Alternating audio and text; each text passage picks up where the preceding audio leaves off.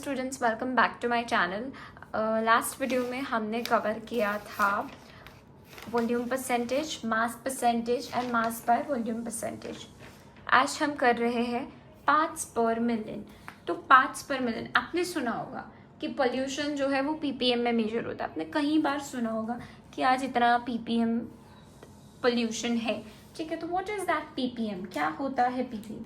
तो ppm is number of parts of the component divided by total numbers of parts of all the component in the solution। जिस component का तुम्हें ppm find करना है उसके number of parts and पूरे solution में जितने भी कंपोनेंट्स हैं उन सभी के पार्ट्स को डिवाइड करेंगे एंड मल्टीप्लाई बाय 10⁻⁶ लिखेंगे। ये आपकी एनसीईआरटी ने ये वाला फॉर्मूला आपको बताया है, बट इजी फॉर्मूला भी है कि मास ऑफ सल्यूट या तो mg में ले लो या मास ऑफ सोल्यूशन mg यानी mg में ले लो इंटू 10⁻⁶, ठीक है। ऐसे भी आप सॉल्व कर सकते हो मिलीग्राम, राइट। ऐसे भी आप सॉल्व कर सकते हो। मास ऑफ सोल्यूट लिख लिया, मास ऑफ सोल्यूशन mg में।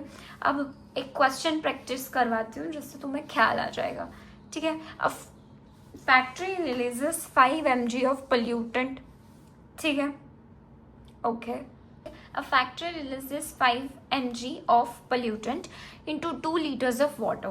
आपको बताना है कि pollutant का concentration कितना है in ppm, ठीक है। अब आप मुझे एक बात बताओ, मैंने आपको एक हिंट दे रखी है कि 1 लीटर इज इक्वल्स टू इतने mg, ठीक है। तो क्या मैं लिख सकती हूँ that 2 litres is equals to इतने mg? Can I write this? Of course, ठीक है। क्या ये मैं लिख सकती हूँ? बिल्कुल लिख सकती हूँ। अब अकॉर्डिंग टू फॉर्मूला देख लो, mass of solute in mg आपको दे रखा है 5, ये आपको मिल गया। ये कितने हैं? 6, दैट इज 2 इंटू 10⁻⁶, एंड यहाँ पे भी आ जाएगा 10⁻⁶, ठीक है। तो जब आप इसको डिवाइड करेंगे तो आपका आंसर कुछ आ जाएगा 2.5, ठीक है। तो ये आपको मिल गए क्या? पीपीएम। ऐसे छोटे छोटे क्वेश्चन से बहुत इजी आएंगे, बट कुछ जगह पे क्या होगा, आपको 2 क्वेश्चन मिक्स दे देंगे, वहां पे आपको सिर्फ कंफ्यूजन होगा, बाकी बहुत सिंपल है। अब हम करते हैं मोल फ्रैक्शन, जिसपे कई बार right note on mole fraction वाला क्वेश्चन भी पूछा जाता है स्टूडेंट्स। तो अब हम जो पढ़ने जा रहे हैं that is mole fraction. Mole fraction बेटा जी इज रिप्रेजेंटेड बाय एक्स, जिसे हम जीटा बोलते हैं। एक्स का फॉर्मूला है number of moles of the component, मतलब आप जिस कंपोनेंट के मोल फ्रैक्शन, आप जिस कंपोनेंट के मोल फ्रैक्शन ढूंढ रहे हैं उसके मोल्स, ठीक है। Mole fraction is totally different and moles is totally different, ठीक है। मोल्स आपको गिवन होंगे, उसमें से आपको मोल फ्रैक्शन निकालना होगा। अब जिस कंपोनेंट के आप मोल फ्रैक्शन ढूंढ रहे हो उसके मोल्स लिखो एंड नीचे क्या करो, सॉल्यूशन में जितने भी कंपोनेंट्स हैं उन सभी के मोल्स को ऐड करके लिख दो। क्लियर नहीं हुआ? कोई बात नहीं। यहाँ पे देखो, आपको पूछेंगे कि ये फॉर्मूला, ये आपको जनरल फॉर्मूला बताया है, इससे ऐसा हम करेंगे, ठीक है। मान लो मुझे बोला कि एक्स ऑफ ए का मोल फ्रैक्शन निकालो, तो मैं ऐसे निकालूंगी XA by XA plus XB plus XC, ठीक है।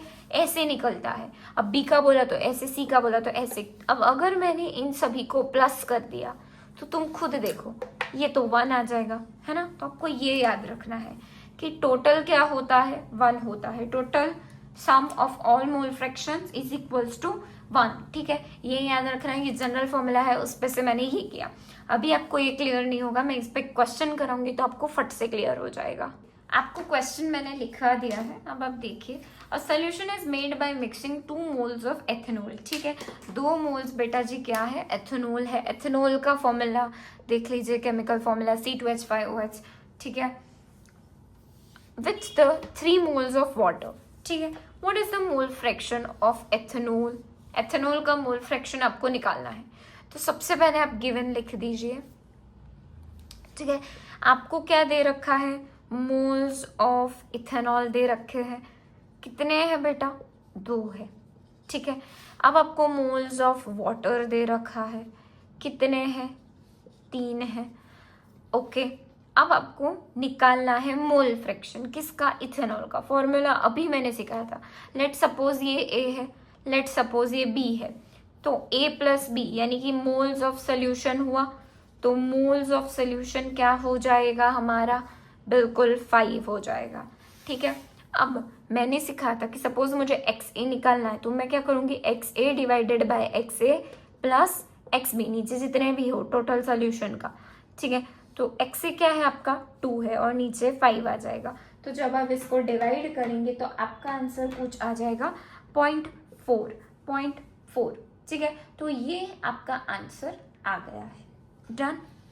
ऐसे आपको सॉल्व करने हैं क्वेश्चंस मोल फ्रैक्शन के। यहाँ पे आपको तीसरा कंपोनेंट दिया होता तो एक्स सी भी यहाँ पे होता। ठीक है, बट नहीं है, that's good. Okay, so much students for joining my today's video. अगर आपको पसंद आया हो तो do like, share and subscribe and comment करना ना भूलें। अब हम नेक्स्ट वीडियो में मिलेंगे जहाँ पे मैं मलारठी एंड मलाल लिठी करवाऊँगी।